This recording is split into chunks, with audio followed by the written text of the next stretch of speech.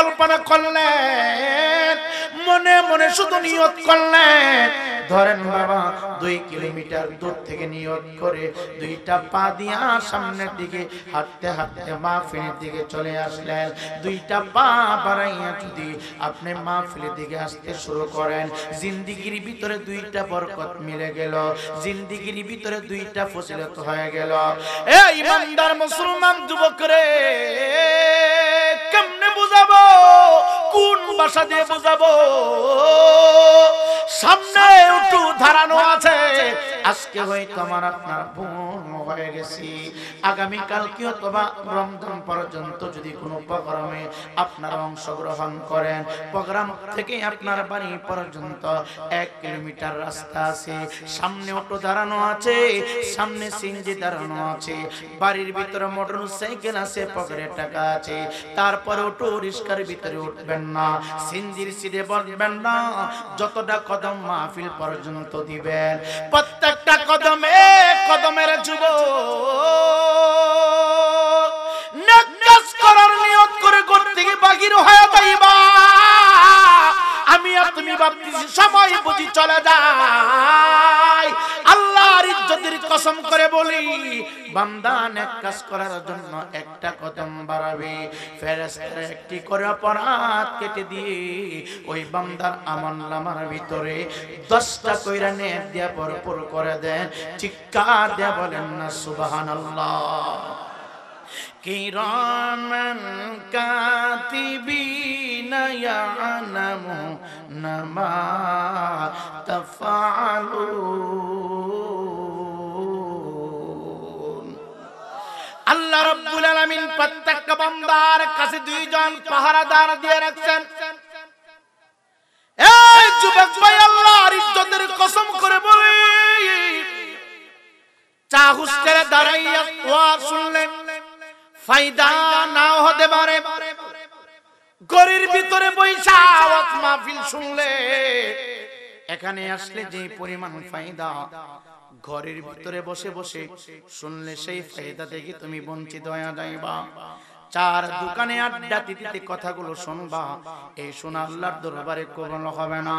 কারণ আমার নবীজি বলেছেন, দুনিয়ার জমিনের সবচাইতে উত্তম জায়গা হলো আল্লাহর পবিত্র ঘর মসজিদ, আর সবচাইতে নিকৃষ্ট জায়গা হলো হাট বাজার, সবচাইতে নিকৃষ্ট জায়গা হলো বাংলাদেশের চা হোস্টেল গুলি।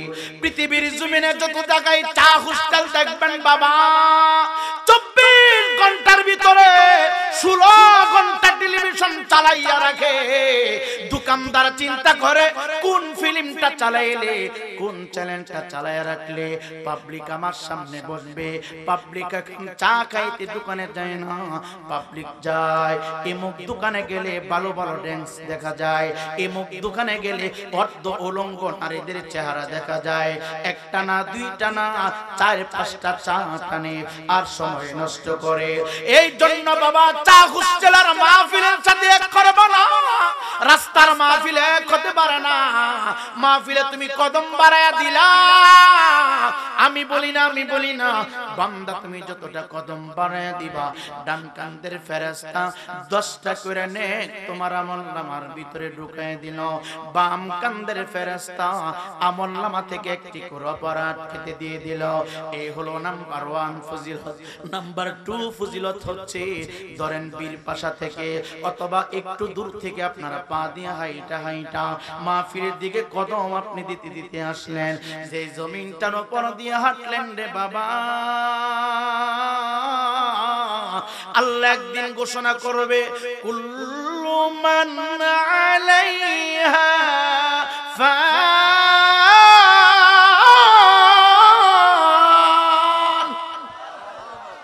অসুবিধা হয়, কষ্ট হচ্ছে, আল্লাহ রাব্বুল আলামিন ঘোষণা করার সাথে সাথে এই জমিনের উপরে যত শক্তিশালী বিল্ডিং গুলো আছে, যত দামি দামি দামি দামি ঘর বাড়ি আছে, জমিনের নিচে যত প্রকার শক্তিশালী বিল্ডিং গুলো বানানো আছে, আল্লাহ বলার সাথে সাথে জমিন থেকে একটা মোলার উপর ধরে টান দিলে মোলাটা যেমন জমিনের ভিতর থেকে হাতে চলে আসে রে, সমস্ত বিল্ডিং গুলো নিচ থেকে উপরের দিকে উঠে জমিনের সাথে মিশে যাবে, তুলার মতো উঠতে শুরু করবে, গোটা জমিনটা তামা হয়ে যাবে, কোনো কিছুই থাকবে না।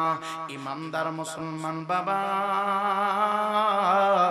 ও বিন্নি কাটের একতা সুন্নি যুব সংগঠনের বাবারা, মাহফিল করতে যাইয়া 15 দিন পর্যন্ত চাঁদা কালেক্ট করেছ, মাহফিল সাজাইতে যাইয়া 1 মাস পর্যন্ত তুমি চিন্তা করেছ, মাহফিল সাজাইতে যাইয়া 10 দিন পর্যন্ত 3 বেলার ভিতরে ভালোভাবে তুমি খানা খাও নাই, অনেক পরিশ্রম তুমি করেছ, বুঝতেছো তো তোমার লস হয়ে গেছে। না না না, আল্লাহর কোরআন যদি সত্য হই রে, নবীর হাদিস যদি তুমি বিশ্বাস করো রে, নেক কাজ করার জন্য মাহফিল সাজানো একটা নেক কাজ, মসজিদ তৈরি করা একটা নেক কাজ, মাদ্রাসা বানানো একটা নেক কাজ, কোরআনের বাণীগুলো প্রচার করা দেওয়া নেক কাজ রে যুবক।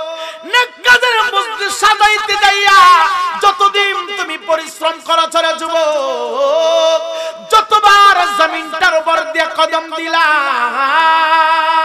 এই জমিন একদিন তোমার পক্ষে সাক্ষী হয়ে যাবে, বিন্ডিঘাটের রাস্তার মাটিগুলো তোমার পক্ষে সাক্ষী দিবে। মাওলা বদ আমলের কারণে এই বান্দা জাহান্নামী হয়ে যাচ্ছে, নেক আমল কম থাকার কারণে মিজানের পাল্লায় আটকা পড়ে গেছে, ফুলসিরাতের গাতে আটকা পড়ে গেছে, আমি জমিন তার পক্ষে সাক্ষী দিচ্ছি। দেখো তোমার বান্দা আমার বুকের উপর পা দিয়া দিয়া মসজিদের দিকে গেল, আমার বুকের উপর পা দিয়া দিয়া কোরআনের কথাগুলো শোনানোর জন্য গেল, আমার সিনার উপর পা দিয়া দিয়া মাদ্রাসায় পড়াশোনা করার জন্য গেল, আমার সিনার উপর পা দিয়া রে মনে এই বিন্ডিঘাটের যুবক, আজকে তুমি হয়তো জমিনের উপরে দাঁড়াইয়া মিথ্যা বলা, জমিন কোনো প্রতিবাদ করে না, জমিনটার উপরে দাঁড়াইয়া তুমি জিনা করো, জমিন প্রতিবাদ করে না, মাটির উপরে দাঁড়াইয়া অন্যের হক তুমি নষ্ট করো, জমিন প্রতিবাদ করে না, জমিনটার উপরে দাঁড়াইয়া এক পীর আর এক পীরের বিরুদ্ধে কি বলে জমিন কোনো কিছু বলে না। এই আজকে সমাজ কোন দিকে গেল, কোথায় গেল রে? যাদের কাছ থেকে মানুষ আদর্শ শিখবে, যাদের কাছ থেকে মানুষ সত্য শিখবে, এরাই যদি স্টেজে বৈশা গালাগালি করে, সাধারণ পাবলিক যাইব কই? এই কথা বলেন ঠিক কিনা? যাদের কাছ থেকে সত্য শিখবে, যাদের কাছ থেকে মানুষ তরিকত শিখবে, এরাই যদি গুতাগুতি করে, আপনি কার কাছে যাবেন? আজকে সমাজ এমন হয়ে গেল, নিজেরা বড় পীরে কামাইল্লা দাবি করি, কিন্তু নিজের জবান হেফাজত করতে পারছি না। এই কথা বলেন ঠিক না বেঠে? রাগ করলেন নাকি? কষ্ট হয় আপনাদের? আমি কি লাইন ঘুরাই দিব না চলবো? কথা বলেন চলবো? আমি কিভাবে কথা বলি আপনারা জানেন, একাধিকবার অত্র অঞ্চলে এসেছি। আমি সবচাইতে বেশি কষ্ট পাই তখন যখন সমাজের নেতাগুলো যখন চেহারাটা ঘুরায় নেয়, সমাজের পীরগুলা যখন সাধারণ মানুষকে গালাগালি করে, তখন আমার অন্তরে বড় ধাক্কা লাগে, অন্তরে বড় কষ্ট পায়।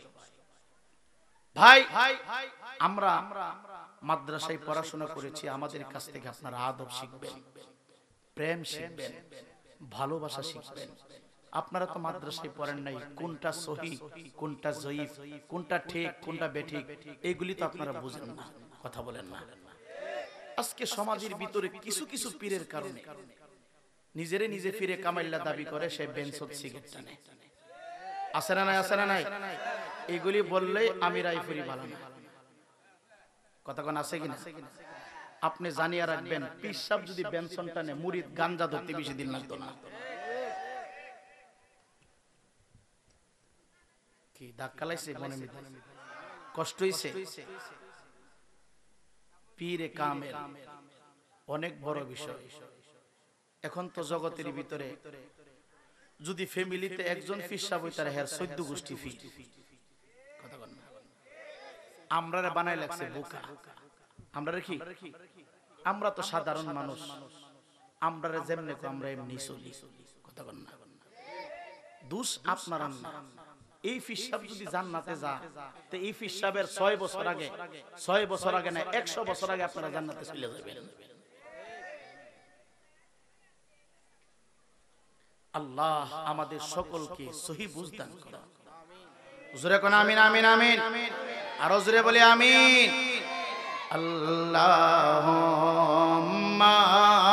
সাল্লি, জোরে, ওয়ালা আলি সাইয়্যিদিনা মুহাম্মদ বলো, ওয়ালা আলি সাইয়্যিদিনা। বিন্ডিঘাটের যুবক কষ্ট নিবা না, অন্তরে ধাক্কা লাগাইবা না রে যুবক। আমি কারো বিরুদ্ধে বলার জন্য আসি না, আমি তোমাকে হেদায়েত দিতে পারবো না। হেদায়েতের মালিক আমি বক্তা না রে বাবা, হেদায়েতের মালিক পৃথিবীর কোন পিসাব না রে বাবা। একটু আওয়াজ দিয়ে বলেন না হেদায়েতের মালিক কে? মাইয়াহদিহিল্লাহু ফালা মুদিল্লা লাহু ওয়া মাই ইউদ্লিলহু ফালা হাদিয়া লা।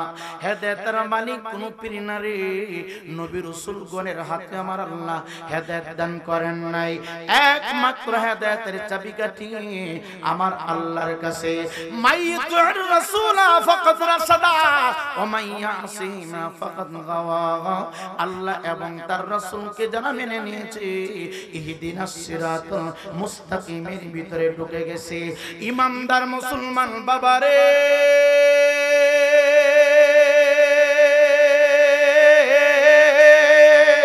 ও বিন্ডিঘাটের যুবক, কেমনে বুঝাইবো? কোন ভাষা দিয়ে বুঝাইলে অন্তর থেকে হিংসা চলে যাবে, অন্তর থেকে রিয়া চলে যাবে? শুনিয়া না কেন নবীর হাদিস, কারো অন্তরে যদি সরিষার দানা পরিমাণ রিয়া থাকে রে, অহংকার থাকে রে, সেই যত বড় পাগড়ি পরনেওয়ালা হোক না কেন, সেই যত বড় পীর কামেল হোক না কেন, জান্নাতে ঢুকবে না। আর কোন মানুষের অন্তরে যদি বালির কণা পরিমাণ প্রেম থাকে রে, রাসূলের আশিক হই রে, যাররা পরিমাণ ঈমানদার হই রে, যাররা পরিমাণ ঈমান যদি থাকে রে, এই লোকটা জাহান্নামে যাবে না। এই লোকটার জন্য আমার আল্লাহ জান্নাতের দরজা খুলে দিবে। এই বিন্ডিঘাটের বাবা, মাহফিল করতে যাইয়া অনেক পরিশ্রম তুমি করেছো, অসুবিধা নাই। যতটা ঘন্টা, যত দিন, যত রাত তুমি মাহফিল করার জন্য সামনে কদম দিলা, এই জমিন একদিন তোমার পক্ষে সাক্ষী দিবে। আজকে হয়তো জমিনটার উপরে দাঁড়াইয়া আমি রায়পুরি মিথ্যা কথা বলি, জমিন কোন কথা বলে না। আজকে হয়তো জমিনটার উপরে দাঁড়াইয়া ওজনে কমতি দিছি, জমিন কোন কথা বলে না। আজকে হয়তো জমিনটার উপরে দাঁড়াইয়া পরের হক নষ্ট করি, জমিন কোন কথা বলে না। আজকে হয়তো মাটির উপরে দাঁড়াইয়া জিনা করতেছি, জমিন কোনো কথা বলে না। আজকে হয়তো মাটির উপরে দাঁড়াইয়া রে যুবক অন্যের গীবত করি, জমিন কোনো কথা বলে না, কথা বলে না। একদিন আমার আল্লাহ তোমার জবান বন্ধ করে দিবে, হাতের জবান খুলে দেওয়া হবে, পায়ের জবান খুলে দেওয়া হবে, মাটির জবান আমার আল্লাহ খুলে দিবে। ওই দিন কিন্তু বেশি দূরে না, ওই দিনটা একেবারে নিকটতম। এখন তুমি যা ইচ্ছা তা করবা, কোনো বাধা নাই, কোনো প্রশ্ন নাই। তুমি যদি নামাজ পড়ো, তারপর ঘরের ভিতরে আমার আল্লাহ খাবার দিবে, নামাজ না পড়লে খাবার দিবে। তুমি যদি মদ পান করো, তারপর খাবারের দরজা বন্ধ হবে না। তুমি যদি দুধ পান করো, তারপর খাবার চলে আসবে। তুমি যদি গোটা জিন্দেগির ভিতরে হালাল ভাবে চলো, সামান্য একটু কষ্ট হবে। আর দুনিয়া সিজনুল মুমিনিনা ওয়া জান্নাতুল কাফিরিন। এই ইমানদার মুসলমান যুবক রে, ইমানদারের জন্য এই দুনিয়াটা জেলখানা, জেলখানা। ইমানদারের জন্য দুনিয়াটা জেলখানা, আর বেঈমান বেঈমান কাফের মুশরিকদের জন্য এই দুনিয়াটা হইল একটা বালাখানা, এই দুনিয়াটা বালাখানা। ইমামদারের জন্য দুনিয়াটা জেলখানার মতো। কারণ একজন ইমামদার ইচ্ছা করলে মিথ্যা বলতে পারে না, একজন ইমামদার ইচ্ছা করলে কাউকে গালি দিতে পারে না, একজন ইমামদার ইচ্ছা করলে কারো গীবত বলতে পারে না, একজন ইমামদার ইচ্ছা করলে নামাজ ছেড়ে দিতে পারে না, একজন ইমামদার সুদ খাইতে পারে না, একজন ইমামদার ঘুষ খাইতে পারে না, একজন ইমামদার পরের হক নষ্ট করতে পারে না, একজন ইমামদার 5 ওয়াক্ত নামাজ কাজা করতে পারে না, একজন ইমামদার মাহে রমজান মাসে দিনের বেলা খাবার খাইতে পারে না, এই একজন ইমামদার পরের হক নষ্ট করে না রে, করে না। ইতিমের মালের দিকে লোভ করে না। একজন ইমামদার কোনোদিন নাপাক জায়গায় চলাফেরা করবে না। এই জন্য ইমামদারের জন্য চলাফেরা কষ্ট। আর একজন বেঈমান সুদ খায়, ঘুষ খায়, নামাজ ছাড়ে, মিথ্যা বলে, জিনা করে, মনে যা চাই তা করে। এর জন্য আমার নবী, আপনার নবী বলে রে, দুনিয়াটা ইমামদারের জন্য জেলখানা, আর মুমিনের জন্য হইল, মুমিনের জন্য জেলখানা, আর কওমিনের জন্য, বেনামাজির জন্য, নাফরমানের জন্য এই দুনিয়াটা হইল বালখানা। এই দুনিয়ার জিন্দেগি শুরু হয়েছে রে যুবক, চলছে চলছে, হঠাৎ একদিন থেমে যাবে, হঠাৎ একদিন থেমে যাবে, থেমে যাবে। আমি আর তুমি ভাবতেছি মৃত্যু হয়ে যাব, মানুষ আমাকে গোসল করাবে, মানুষ আমাকে কাফন পরাবে, মানুষ আমাকে দাফন করবে, এই বুঝি আমার খেলা শেষ? না না না না, সামনে আর একটা জিন্দেগি আছে। এই পৃথিবী যেমনি আছে তেমনি পরে রবে।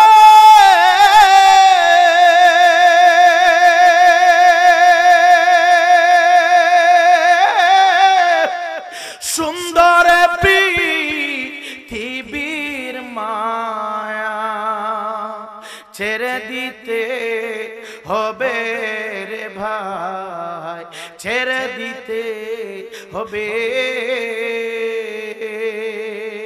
এ পৃথিবী যেমনি আছে তেমনি পরে রবে।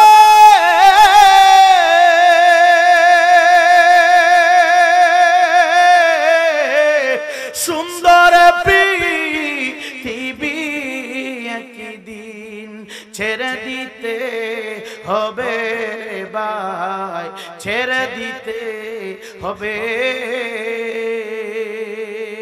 তোমারি দু চোখ রবে কি দিন মহাগুমে মাঝে।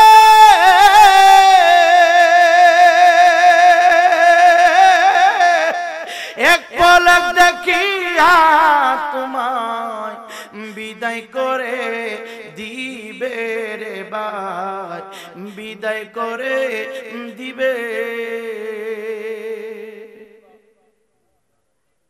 ইমানদার মুসলমান যুবক, রাস্তা দিয়ে তুমি সিনজি চালাও,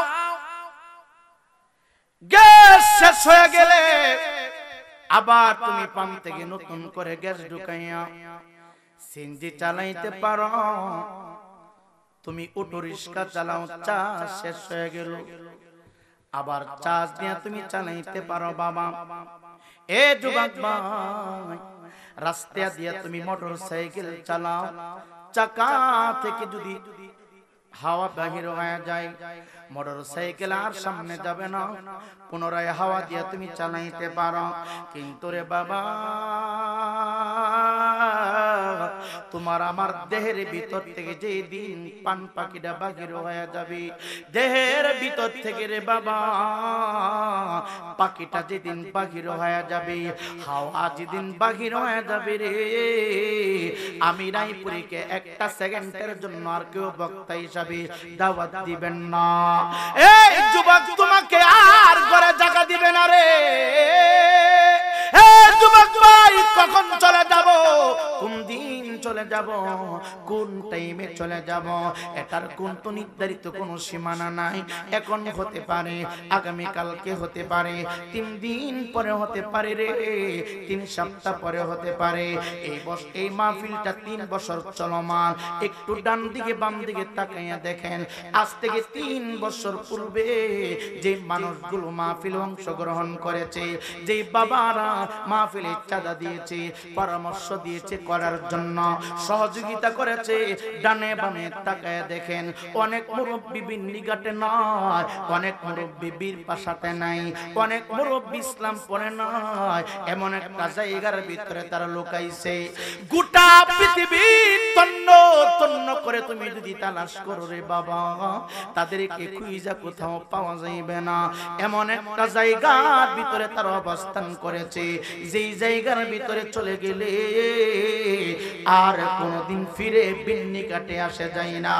ইমামদার মুসলমান বাবা গো,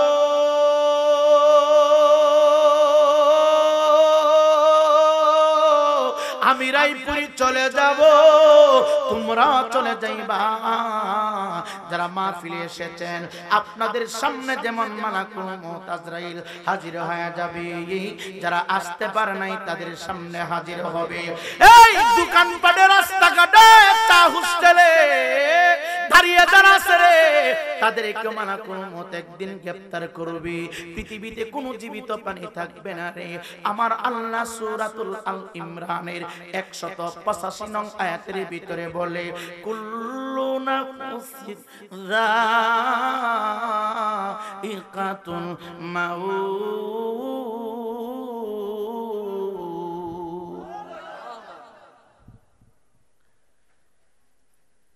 নতুন কিছু কথা শুনে যাব বাবা, গভীর মনোযোগ। মৃত্যুর আলোচনা আমি আমির হোসেন রায়পুরি বেশি বেশি করি, কবরের আলোচনা আমি রায়পুরি বেশি বেশি করি রে বাবা। আমি আমির হোসেন রায়পুরির ইউটিউবে চার্জ দিবেন, যদি 100 ওয়াজ থাকে 70টা ওয়াজ কবর এবং আখিরাত নিয়ে পাবেন। তার কারণটা কি বাবা? মানুষের দিলটা এখন এত শক্ত হয়েছে, মানুষের অন্তর এত কঠিন হয়েছে, পাথরের উপরে পানি পড়লে আস্তে আস্তে গলে যায়। কিন্তু বিজয়নগর থানার মানুষ না, গোটা বাংলাদেশের জমিন আমি ঘুরে ঘুরে ঘুরে ঘুরে দেখলাম, মানুষগুলো মাহফিল শুনতে আসে, মাহফিল শোনার পরে মাহফিলের ভিতরে একরকম থাকে, বাহির হয়ে গেলে ভিন্ন রকম হয়ে যায়। যতক্ষণ পর্যন্ত মাহফিলে থাকে রে, ততক্ষণ পর্যন্ত মানুষের অন্তরটা তুলার মতো নরম থাকে। মাহফিল থেকে বাহির হয়ে গেলে পুলিশ যেমন আসামে গ্রেফতার করে পাইলে, মাহফিল থেকে বাহির হয়ে গেলে আমাদের প্রকাশ্য শত্রু শয়তান আমাদেরকে গ্রেফতার করে ফেলে, শয়তান আমাদেরকে বন্দী করে ফেলে। এই ইমানদার মুসলমান যুবক রে, আমি খেয়াল করে দেখলাম, কবরের কথাগুলো উপস্থাপনা করলে মানুষের হৃদয়টা দ্রুত গতিতে নরম হয়ে যায়। আখিরাতের কথা বললে রে, মানুষের পাথরের মতো অন্তরটা একেবারে একেবারে আটির খাবার মতো নরম হয়ে যায়। ইমানদার মুসলমান বাবা,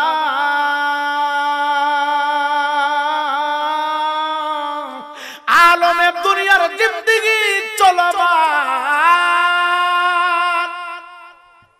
দুনিয়ার জিন্দেগি চলছে চলছে,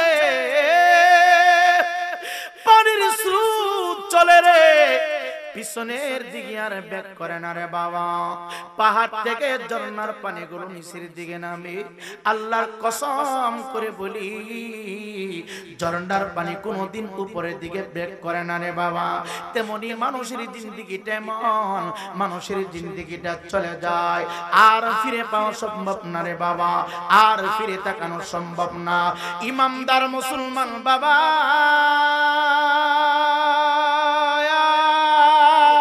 অসুস্থ হয়ে গেলে ডাক্তার চিকিৎসা করলে ভালো হয়।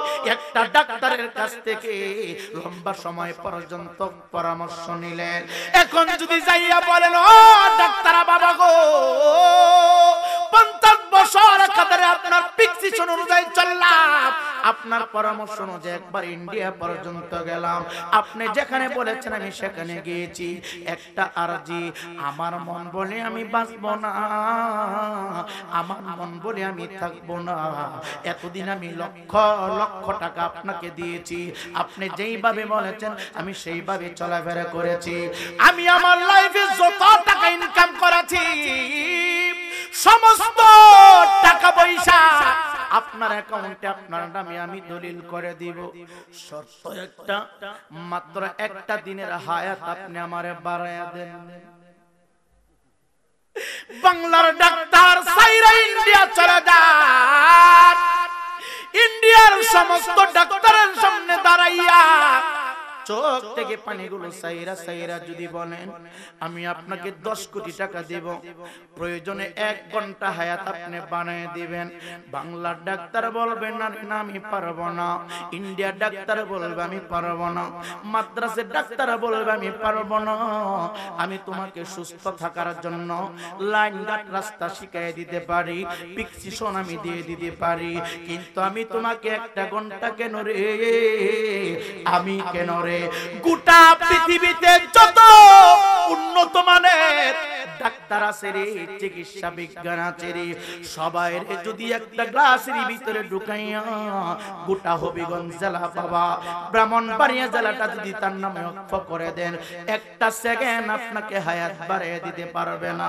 একটু আওয়াজ দিয়ে বলেন না হায়াত এবং মওতের মালিক কে? জোরে বলেন না কে? এ বিজয়নগর থানার বাবা, বিন্নিঘাটের বাবা, জানি না কার জন্য জানি রে,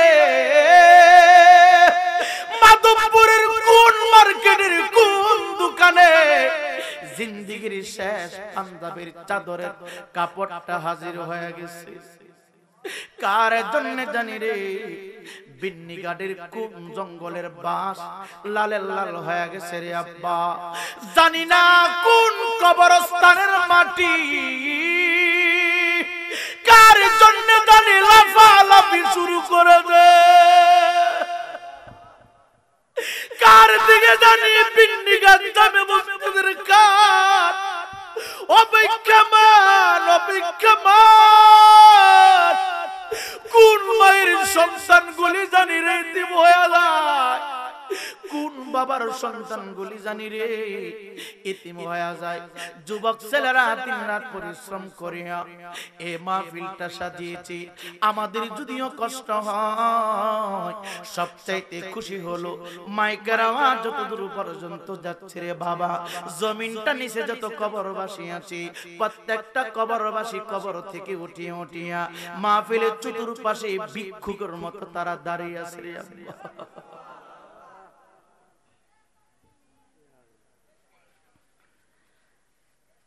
সাথী নাই রে বাতি নাই রে, যেই গোরে একা একা কেমনে থাকবা, সে গোরে বাবা একা একা কেমনে থাকবা কবরে, বলো আল্লাহুম্মা সাল্লি জোরে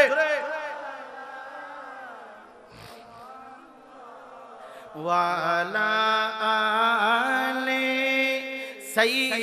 সাইয়্যিদিনা মুহাম্মদ, বলো আলা সাইয়্যিদিনা। সাফে কাটিবে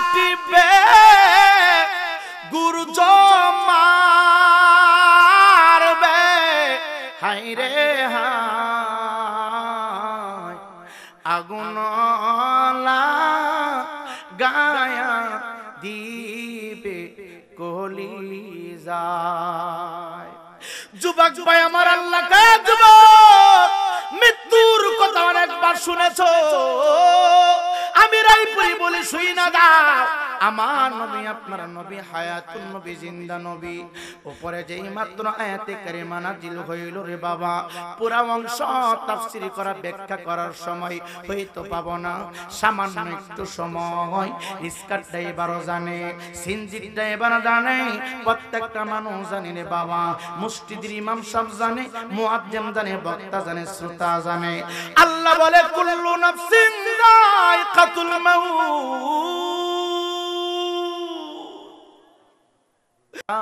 নিতে হবে একটু ব্যাখ্যা যদি করি মানুষ কিন্তু মরে না রে বাবা মানুষ কিন্তু মরে না মানুষ মৃত্যুর স্বাদ নিয়ে এক জায়গা থেকে অন্য জায়গায় চলে যায় রে বাবা ইমানদার মুসলমান বাবা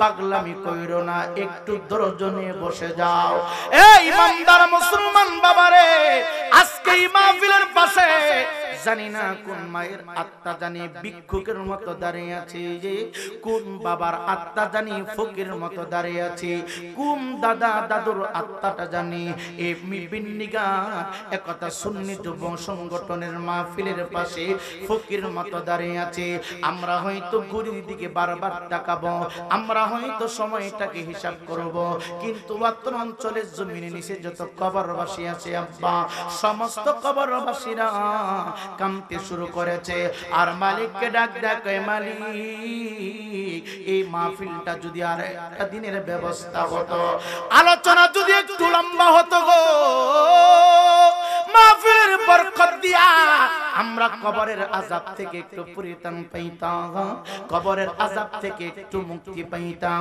জাহান্নামের আগুনের কষ্ট থেকে আমরা একটু মুক্তি পাইতাম যুবক ভাই এখনো রাস্তায় দাঁড়ায়া থাকবা না যার আব্বা আম্মা কবরে আত্মীয় স্বজন কবরে তাদেরকে বাঁচানোর উদ্দেশ্যে একটু দরমাইরা ফ্যান্ডেলের ভিতরে বইসা যাও কারণ মৃত্যু আত্মা বলে তোমার দিকে তাকানো তাকানো তাকানো হয়তো আমরা কান্নার আওয়াজ শুনি না হয়তো তাদের চিৎকারের আওয়াজ শুনি না কিন্তু কুরআন হাদিস মিথ্যা না রে বাবা মিশকাতের হাদিস নবী আমার ডাক দিয়ে বলে কোন জীবিত মানব যদি কবরস্থানের পাশ দিয়া যায় রে কবর থেকে কবরবাসীরা জীবিত মানুষের দিকে তাকাইয়া এমন ভাবে কান্না করতে থাকে আর ডাকতে শুরু করে হে পথিক এ রাস্তার পথিক একটু দাঁড়াও আমার জন্য একটু দোয়া করে যাও আমি কবরের ভিতরে বড় অসহায় আমি কবরের ভিতর বড় অসহায় এই ইমানদার মুসলমান বাবারে ওয়াজ শোনা লাগবে না একটু কবর জিয়ারতের উদ্দেশ্য করে আজকে মধ্য রজনী পর্যন্ত বিন্নিঘাটের জমিনে ফ্যান্ডেলের ভিতরে বসে যাও যতক্ষণ তুমি বসে থাকবা জালালের কসম করে বলছি সুবহানাল্লাহ বললে তোমার আমলনামায় সওয়াব হবে দুরূদ শরীফ পড়লে সওয়াব না পড়লে সওয়াব তুমি যদি দুইটা কানের ভিতরে দুইটা আঙ্গুল দিয়া তুমি ছিদ্র বন্ধ করে রাখো যে আমি কোন বক্তার ওয়াজ শুনবো না এখানে বৈশা ওয়াজ না শুনলেও সওয়াব ওয়াজ শুনলেও সওয়াব আল্লাহু আকবার বললে সওয়াব দুরূদ শরীফ পড়লে সওয়াব না পড়লে সওয়াব এক কথায় ফ্যান্ডেলের ভিতরে যতক্ষণ বৈশা থাকবা ডান কামদের ফেরেশতা আমলনামার ভিতরে কোনো বদ লাগবে না যতক্ষণ পর্যন্ত বসে থাকবা ততক্ষণ পর্যন্ত ডান কামদের ফেরেশতা নেক লিখতেই থাকবে লিখতেই থাকবে লিখতেই থাকবে চিৎকার দিয়ে বলেন না সুবহানাল্লাহ হে বিন্নিঘাটের যুবক বারবার আমি হাফেজ আলেম হইয়া তুমি সাধারণ পাবলিক তোমার পায়ে ধরতেছি এটা আমার স্বার্থ হাসিলের উদ্দেশ্য না আমার একটা উদ্দেশ্য হইল আল্লাহ কইয়া আইয়ুহাল্লাযীনা আমানু কু আনফুসাকুম ওয়া আহলিকুম নার নিজে জাহান্নামের আগুন থেকে বাঁচো রে তোমার পাড়া প্রতিবেশী আওলাদদেরকে জাহান্নামের আগুন থেকে বাঁচাও আজকে যারা এখানে আছেন যেই সমস্ত যুবক ছেলেরা লক্ষাধিক টাকার উপরে ব্যয় কইরা আমাদেরকে দাওয়াত করেছে আপনারা আজকে আমি রায়পুরীর আপন আমার ডানে যারা আছেন তারা আমার আপন সামনে যারা আছেন আপনার আপন, অত্র অঞ্চলের সবাই আমার আপন। এখানে আমার মা নাই, বাবা নাই, আত্মীয় স্বজন কেউ নাই।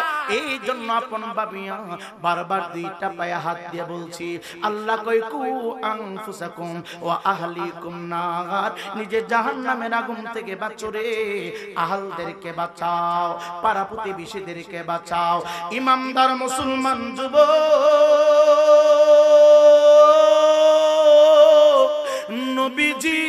নবীজির উপরে হযরত জিবরাইল আমিন যে মাত্র আয়াতে কারিমা নিয়ে আসলেন, বাবা কুল্লু নাফসিন যায়িকাতুল মাউত, আসার সাথে সাথে বাবা আমার নবীজির সমস্ত বডি মুবারকটা গেমে গেছে। আল্লাহ কবর পাঠিয়ে দিল, হাবিব পৃথিবীতে কোন জীবিত প্রাণী থাকবে না গো যাদের ভিতরে প্রাণ আছে, আত্মা আছে গো হাবিব, ওই প্রাণওয়ালা মানুষগুলো থাকবে না গো হাবিব।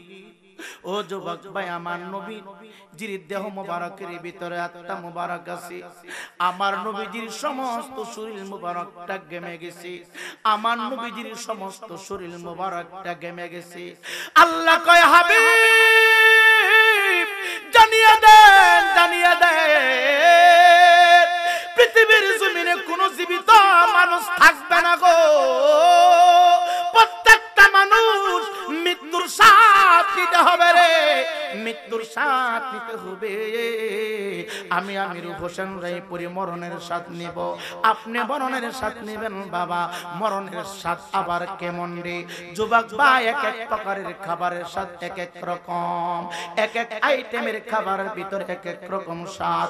মৃত্যুটা এমন হবে রে, কারো কারো মৃত্যুর সময় মানুষ পায়খানা প্রস্রাব কইরা হাল্লা চিল্লা কইরা দুনিয়ার জমিন থেকে বিদায় হয়ে যায়। কিছু মানুষ দুনিয়া থেকে বিদায় হওয়ার সময় বেঈমান হয়ে চলে যায়, আবার কিছু মানুষ দুনিয়া থেকে বিদায় হওয়ার সময় হাসতে হাসতে কালিমা শরীফ পড়তে পড়তে বিদায় হয়ে যায়। কিছু মানুষের মৃত্যুর পরে অন্ধকার কবরটাকে আমার আল্লাহ আলোকিত করে দেন, কবরটাকে প্রশস্ত করে দেন। আবার কিছু মানুষ মৃত্যুর পরে তার কবরটাকে ইটের বাটার মতো আগুনের চুলা বানায় দেন, আগুনের চুলা বানায় দেন। এখন সিদ্ধান্ত নেন আপনার মৃত্যুটা কেমন হবে। শুধু চিন্তা করলাম ব্যবসা কিভাবে উন্নতি করবা, শুধু চিন্তা করলাম ঘর কিভাবে নির্মাণ করবা, শুধু চিন্তা কর না কোন জায়গায় সম্পদটা রাখতে ভবিষ্যতে অনেক টাকার মালিক হতে পারবো। কিন্তু বিন্নিঘাটের বাবা একটা দিন আমি আর তুমি চিন্তা করে নাই আমার মরণটা জানি কোন জায়গায় হবে রে, আমার মরণটা জানি কিভাবে হবে।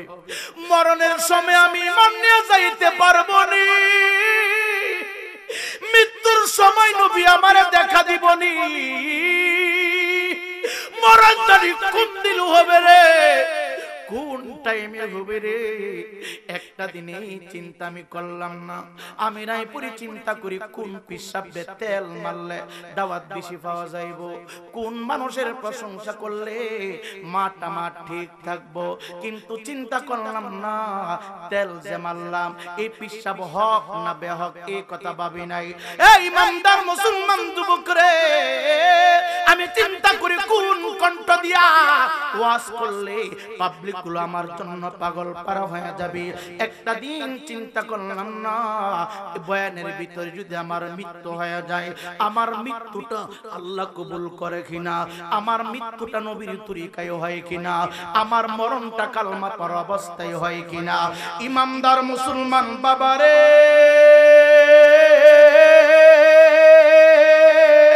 আম্মা জানা আয়েশা সিদ্দিকা রাদিয়াল্লাহু তাআলা আনহা ডাক দিয়া কয়, দুনিয়ার মানুষ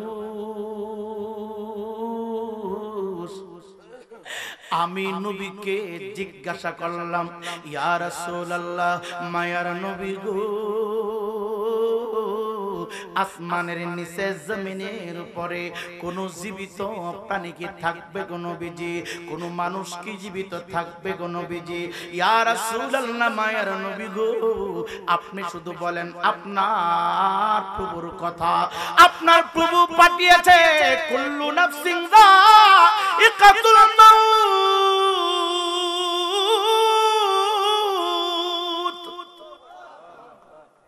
মৃত্যুর স্বাদ দিতে হবে গো নবী। আমি আপনার পবিত্র জবান মুবারক থেকে শুনতে চাই কোন জীবিত প্রাণী কি থাকবে না? আমার নবীজির দুইটা চক্ষু মুবারকের কিনারা মুবারক দিয়া বৃষ্টির ফোঁটার মতো রে পানি মুবারক গুলো ছাড়তে শুরু করেছে।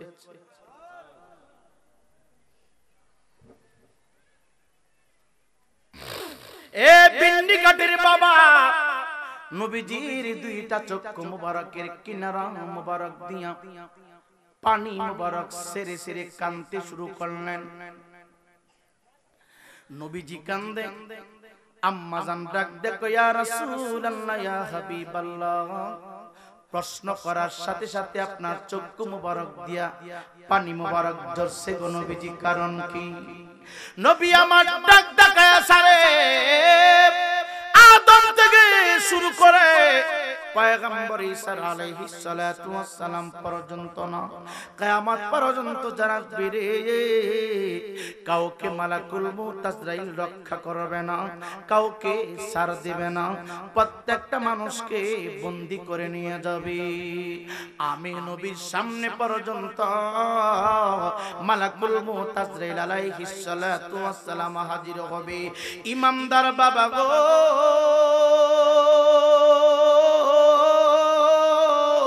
ও বিন্নিগাড়ের যুবক বিদ্যা বাবা, অর্ধেক সময় তো পার হয়ে গেল, থাকলে আর কয়দিন থাকবো, কয়দিন বাঁচবো? যুবক ভাই বলা যায় না, আগামীকাল এই সময়টা হওয়ার আগে আগে আমি আর তুমি অন্ধকার কবরের ভিতরে থাকতে পারি রে আব্বা, আমি আর তুমি অন্ধকার কবরের ভিতরে ঢুকতে পারি রে আব্বা। নবী আমার ডাক দেখো, আচ্ছা শুনো, আদম নবীকে সারা নাই রে, 1,24,000 নবী রাসূল, কাউকে মালাকুল মউত আজরাইল সার দেয় নাই রে, সবাই রে নিয়ে গেছে।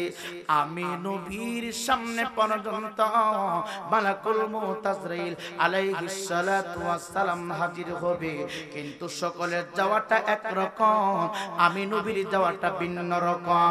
প্রত্যেকের সামনে হাজির হইছে, ইজাজত নেই নাই রে, কিন্তু আমি নবীর সামনে হাজির হবে, আমার আত্মা মুবারক বাহির করবে কিছুক্ষণ সময়ের জন্য। তাও আবার আমি নবী ইজাজত দেওয়ার পরে আমার বডি মুবারক থেকে আমার রূহ মুবারকটা আজরাইল আলাইহিস সালাতু ওয়াস সালাম বাহির করবে। আমি পারমিশন দিব কিছুক্ষণের জন্য, আমি নবী বিদায় হব শুধু আমার উম্মতকে শিক্ষা দেওয়ার জন্য, কারণ আমি নবী গোটা জাতির জন্য শিক্ষক। আমি নবীজি শিক্ষক হয়ে এসেছি, আমি নবীজি কারো ছাত্র হয়ে আসি নাই। আমি নবীজি গোটা পৃথিবীতে যত আলেম ওয়ালা, আমল ওয়ালা, আল্লাহ ওয়ালা রে, আদম থেকে শুরু করে কিয়ামত পর্যন্ত যত জ্ঞানী গুণী আসবে, প্রত্যেকটা জীবিত প্রাণীর শিক্ষক হচ্ছে আমার নবীজি। আমার নবী হইল রে আবুল আরহা, সমস্ত রূহের আব্বা, সমস্ত রূহের পিতা।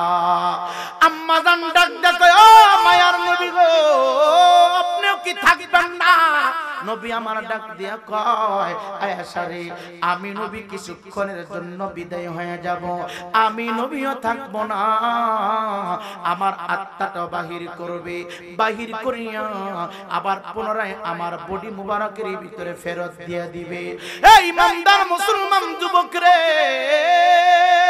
এই কথা বলিয়া আমার নবী আপনার নবী হায়াতুন নবী জিন্দা নবী ইলমে গায়েবের খবর দেন নবী আম্মা জানের ডান হাত মুবারকটা নবীজির ডান হাত মুবারক দিয়ে চাপায়া ধরলেন রে বাবা আম্মা জানের ডান হাত মুবারকে আমার নবীজির ডান হাত মুবারক যেই মাত্র চাপায়া ধরলেন আমরা তো মনে করি আমাদের যেমন 5টা আঙ্গুল আছে নবীজির 5টা আঙ্গুল মুবারক আছে আমাদের হাতে যেমন শক্তি রে নবীর হাত মুবারকে তেমন শক্তি না আম্মা জান ডাক ডাক কয় দুনিয়ার মানুষ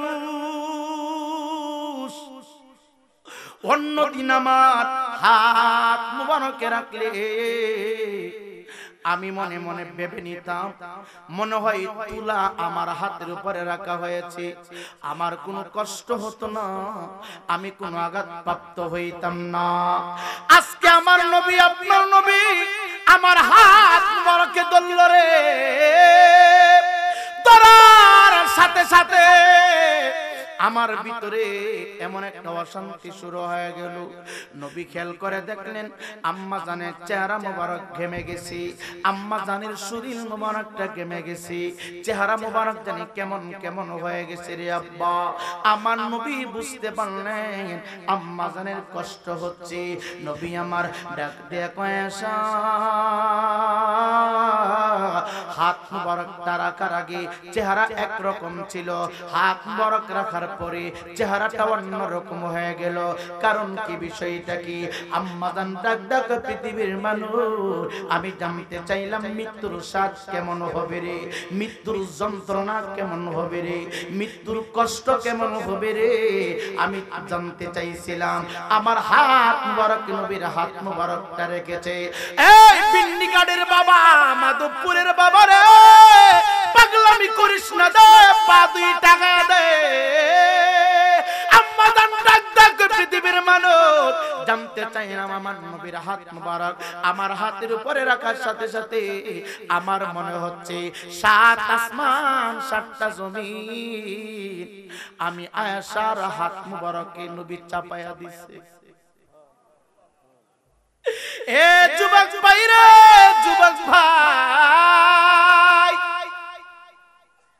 কেমনে বুঝাবো কোন ভাষা দিয়ে বুঝাবো নবী ডাক ডাক সাক্ষী হইল তোমার চেহারাটা এমন দেখাইতেছে কেন নবী আমার প্রশ্ন করলেন আম্মা জান কয় ইয়া রাসূলুল্লাহ নবী গো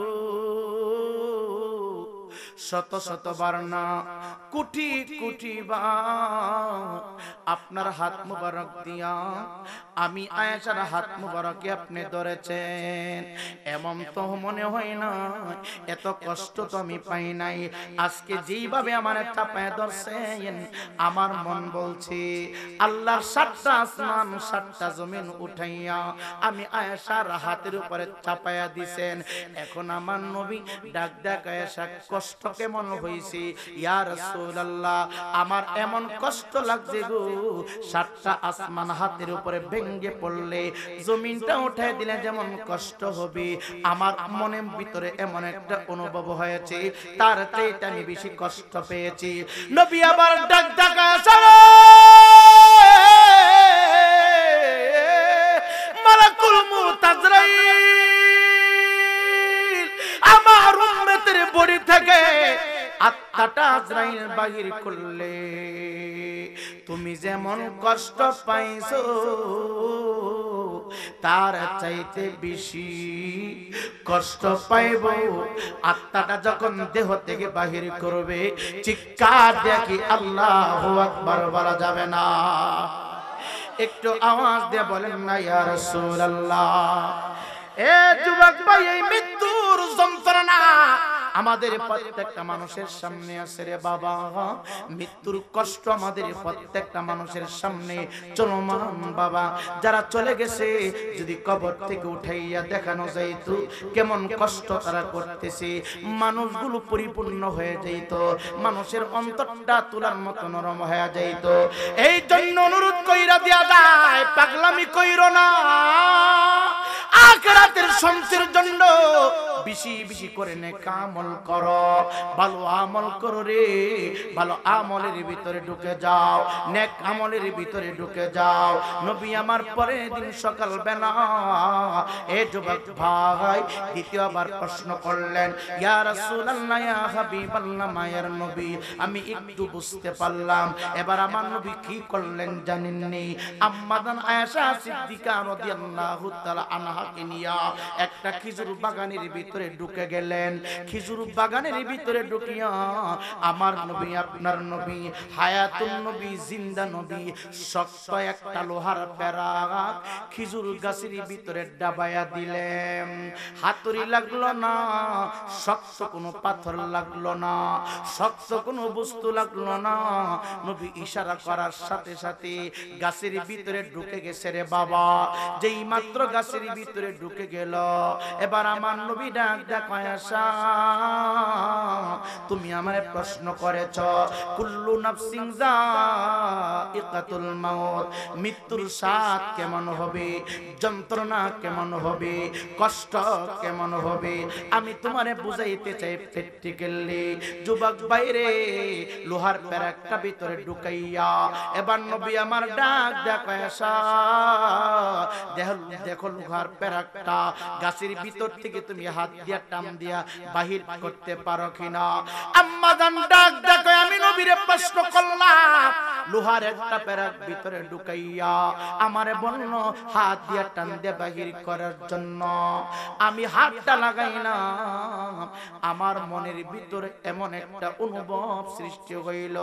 আমি চিন্তা করতে লাগলাম, রে আমি আয়েশা কেন, আমার মতো 100 আয়েশা যদি লোহার পেরাকে হাত লাগাইয়া টানতে শুরু করে রে, লোহার পেরাকটা খেজুর গাছের ভিতর থেকে খোলা সম্ভব না। নবী আমার ডাক ডাক আয়েশা রে, কি বুঝলা, কেমন ভাবে ভিতরে ঢুকে গেল? আম্মা জান ডাক ডাক, নবী গো আমি হাতটা লাগাইলাম, এমন ভাবে ভিতরে ঢুকে গেল নবীজি, আমি কেন, আমার মতো 100 আয়েশা যদি গো লোহার পেরাকের মাথায় রশিটা লাগাইয়া টানতে শুরু করে গাছের ভিতর থেকে পেরাক খোলা সম্ভব হবে না। নবী আমার ডাক ডাক আয়েশা রে,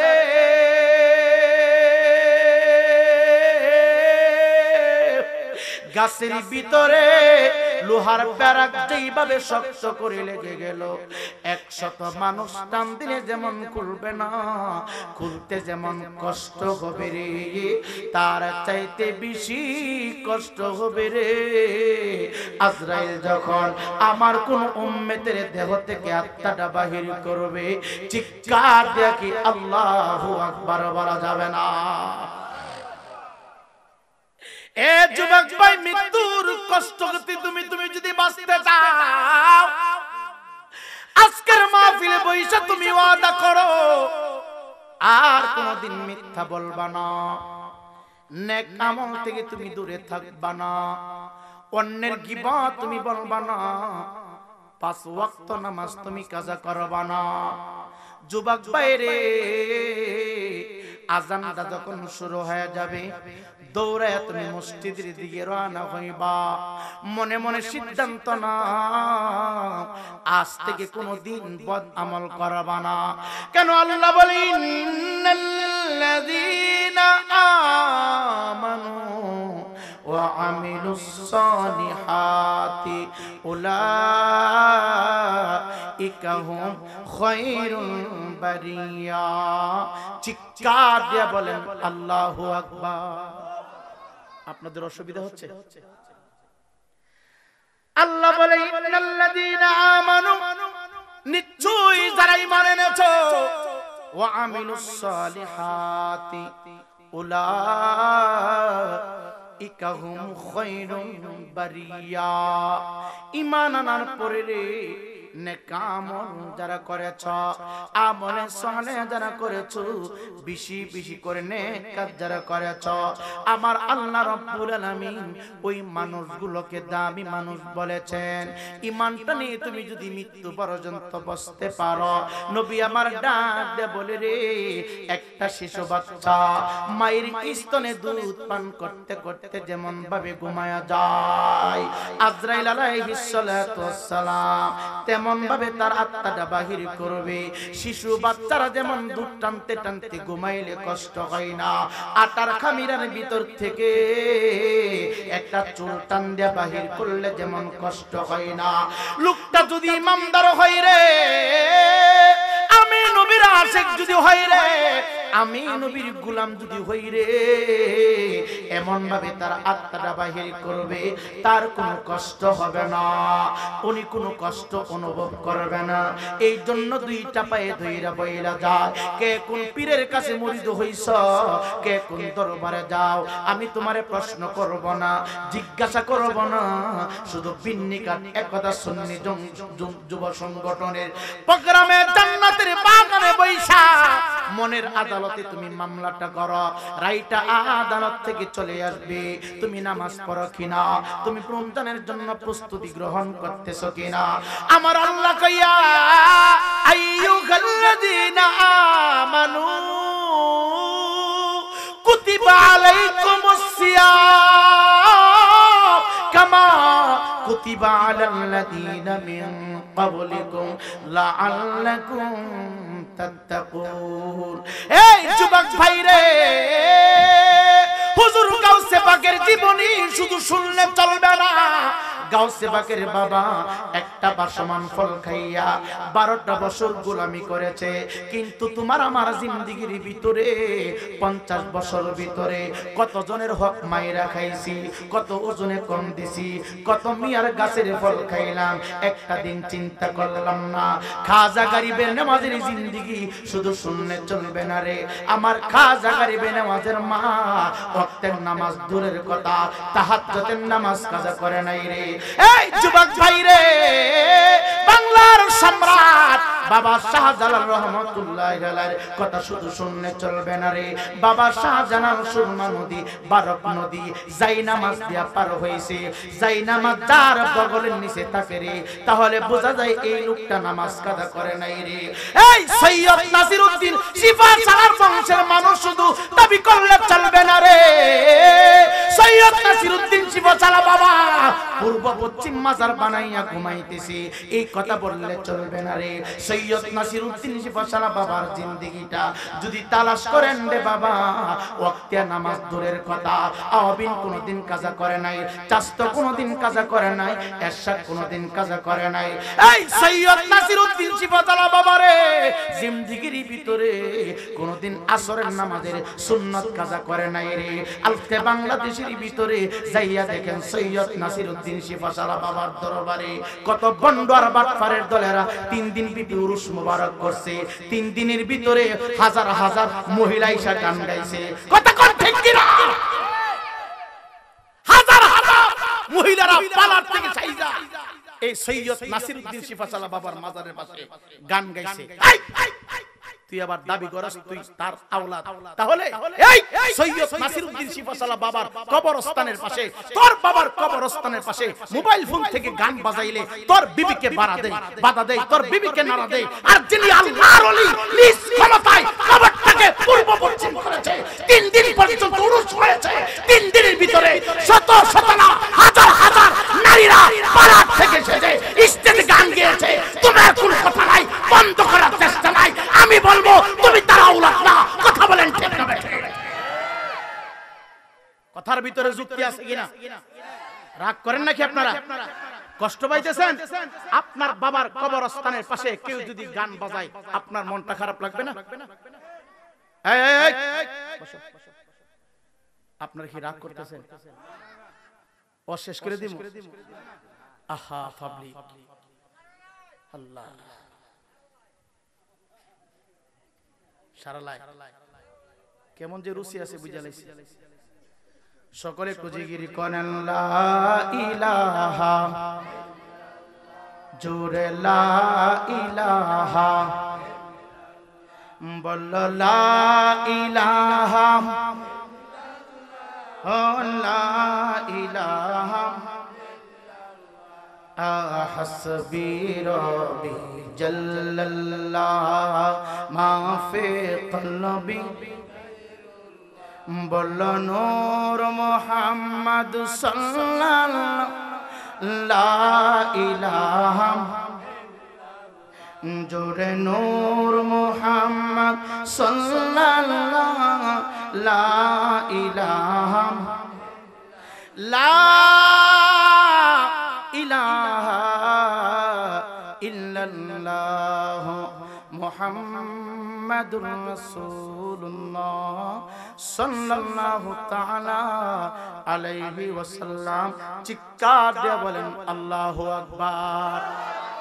যুবকাল হাক্কু মুররুন, হক কথা তিতা লাগবে রে বাবা, হক কথা আপনার কাছে ভালো লাগবে না, যদি নিতে পারেন উপকার চলে আসবে।